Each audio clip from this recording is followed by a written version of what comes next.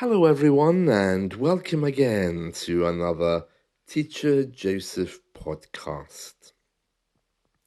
When I was a little boy, the way in which I was educated was that information was presented to me by the teacher, and then I had to show evidence that I remembered it. It was almost like there was some kind of invisible wire from the teacher to me. And if I didn't learn that thing, then I might be given one more chance before I'm punished. Now, that was the way things were back in the 1970s. The threat of punishment was the main reason why we learned anything. Now, obviously, times have changed. We're now living in a world which is very different from those days. One new approach which is coming into education is this idea that the thing you're learning is already inside of you. And therefore, the teacher's job is not to give you that thing, but to reveal it to you, to persuade you and to coax you to find it within yourself. Now, I know that many of us would see that as almost laughable, the idea that you're learning English and somehow it's in you. Many of us would not identify with that approach. Because of the way we are educated in the UK, this new and kind of novel approach is on the fringes. We carry a lot of baggage in the UK, which goes all the way back to our classical education system. When we say that someone is carrying baggage, it means that the thing that we see in front of us is not just a new invention, it's something from the past. So if I say, for example, that our education system carries baggage, it means it's not so easy to change it. It dates all the way back to classical times. If I say that someone is carrying baggage, it may mean that they have some social problems in their life.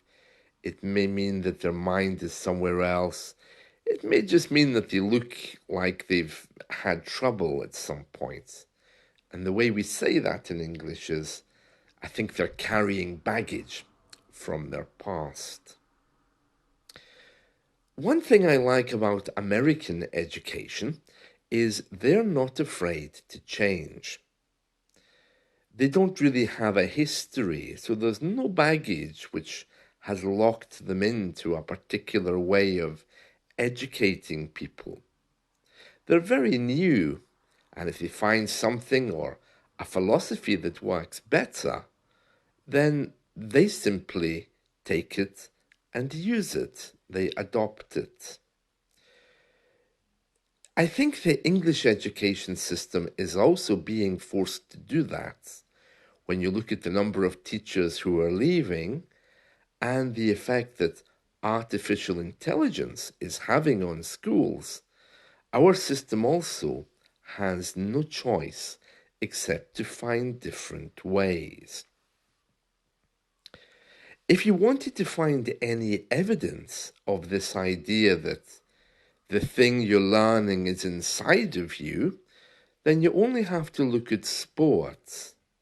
Because when you're watching people playing sports, you don't really say, well, if only they had run faster, or if only they had done that thing like I told them. You often hear comments like, you can do it. Your strength is there. Keep going. If you watch someone running a marathon, that's the kind of things which people on the side often shout, So they're not saying, oh, just lift your legs a bit higher and go on. And they're not saying, oh, if you just raise your arms a little bit and wave them twice, it'll give you more energy. They're giving them mentoring statements. They're saying, oh, you can do this. It is there. You have the strength. And I'm wondering what that would look like in an English class. Many of us believe that we have no English, but yet we've all watched English movies with subtitles. We've all done other things in our second language to try and improve, but then we say, I remember nothing. I wonder what it would be like if we had total recall. If when we walked into a bookshop, we lifted up an English dictionary, we just flicked through some of the pages, but we remembered everything that we read. I wonder what that would be like. Some people would say, well, the reason why you don't remember everything is because you already know it. And other people would say, well, actually, your mind knows everything. It's just you've chosen not to remember it.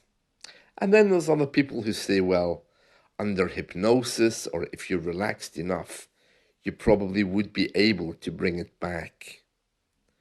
So there's all kinds of things there, all kinds of philosophies and ideas amongst the people. But it's only really now that this idea is beginning to enter the education system.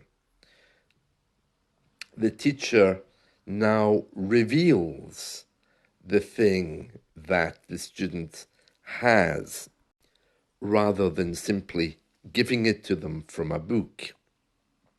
The argument these days, of course, is, well, the student may well have read something about this on the internet anyway. I'm not so sure. I'm not really convinced, but whether we like it or not, this mentoring way of you can do it, yes you can learn, is very, very important. Now, another thing, which is a big part of this, is how this philosophy goes beyond English learning. So, for example, and I'm just using this as an example, okay? So I opened up the BBC News headlines for this morning, and these are the headlines that I'm seeing. Wet weather destroyed clothing sales in July. A boy of 12 dies on the motorway. Portugal battles wildfires. A fiery meteor over Australia might be a Russian rocket. Mourners say goodbye to Sinead O'Connor. And it goes on and on and on with negative headlines. Now, you might think to yourself, well, it's just typical, news headlines. But my question for you is, if you get this pumped into you moment by moment, because some of us on our mobile phones, we actually get this kind of news every second. If we live that kind of life, what do you think that does to your English learning? Do you really think it doesn't affect it? Well, of course, indirectly, it has no impact on your English learning. But in another way, it really does, because you're buying into this philosophy that the world is a big bad place. And if the world is a big bad place, like every story on this BBC News website, then obviously the way that you learn is going to be reduced, because you'll be carrying with you this philosophy of, yeah, well, the world's a bad place, so I can't expect to be learning quickly in such an environment. And that subconscious message is one which I feel is stopping us moving on. This often comes out in English classes when I ask people how they interact with our media. And I was talking to someone the other day, and she said that she suffered from anxiety. And I said, "Oh, that's very sad." And then I said, what English media do you watch?" And she said, "Well, I love horror movies, especially the ones with blood." And I said to her, "Do you think the two things are related? Because you really are creating an environment there where the world isn't safe, you know? Because she's watching two or three things every day related to horror." And her response was a little bit odd. She said, "Well, no, why would watching horror movies be related to my anxiety?" And we explored that a little bit. And by the end of the conversation, she admitted that perhaps media, particularly negative media, can contribute to a sense of being out of sorts, as we say in English. To be out of sorts means when you don't feel good, you know, when you know something isn't right. You're not sick, you're just out of sorts. You don't feel good on that day. And that can create anxiety.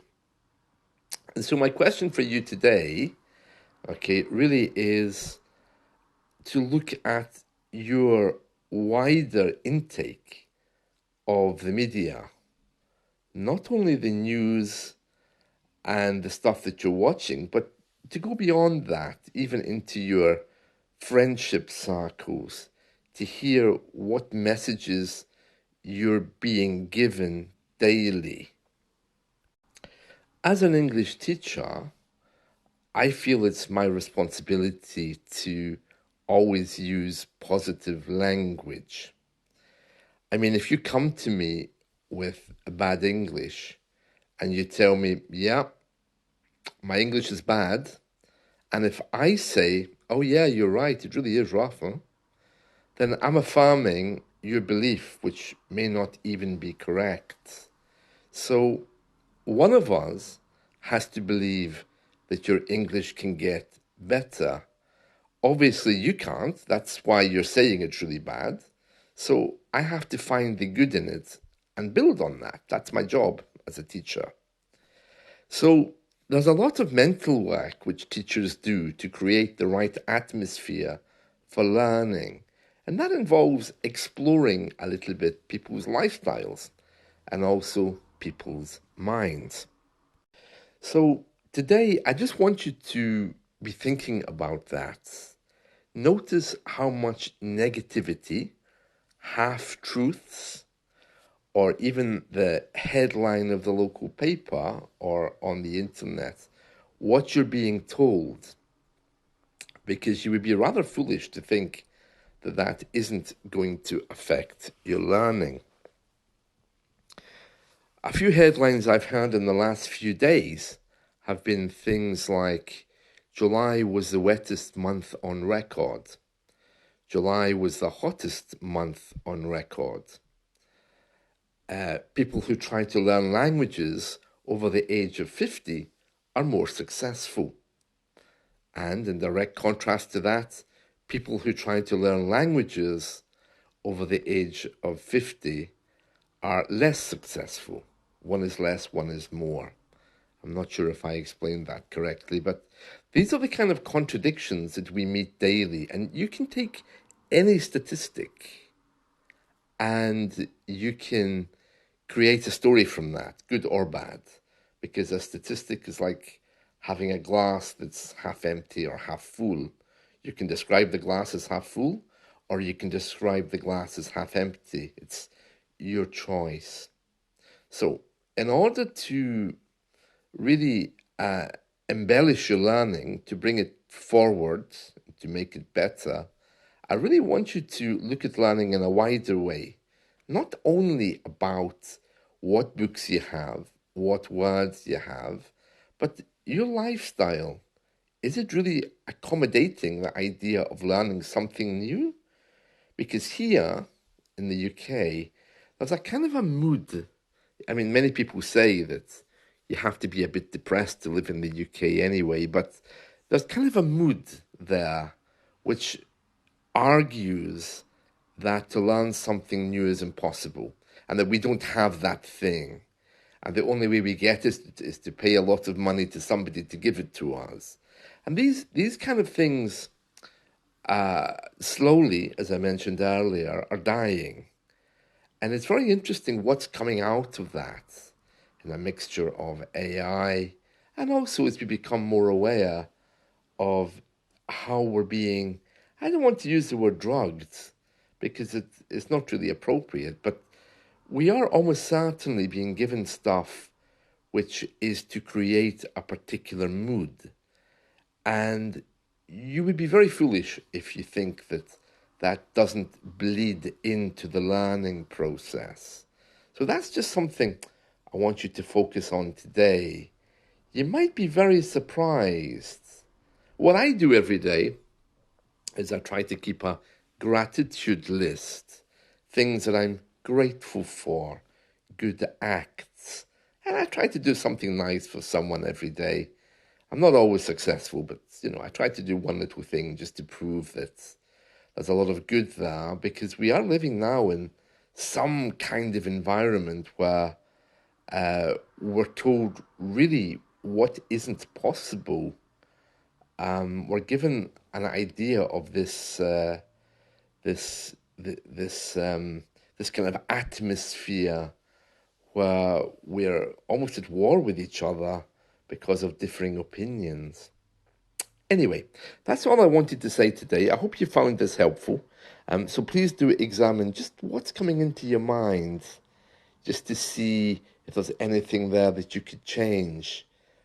If you can get a few positive things rather than negative things coming in, even just to, challenge some people if they are always giving you negative statements, just to see how that goes, because often people aren't aware of their own behaviors. And when you point it out to them, they sometimes are, oh, I didn't realize I was coming across that way. I didn't realize I was creating a mental atmosphere that was so negative. So, yeah, something to think about. That's it. See you. Bye.